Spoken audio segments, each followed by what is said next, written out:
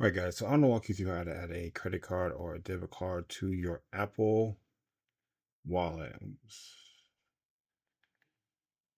There it is. So you can see I have all these different cards here, and we're going to walk through how to add them. So open up your settings, and in your settings, what you're gonna do is scroll down to Wallet and Apple Pay. And here at the bottom of payment cards, there is a add card option. And here you're going to select debit or credit card. And then you'll select continue. And you're going to follow the steps on screen. Now, if it is like a virtual card, enter your card details manually.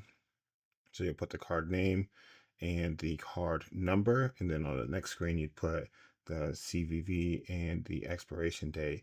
And you might need to actually verify that card since it's a virtual card. I actually just went through this process, but yeah, this is how I did it.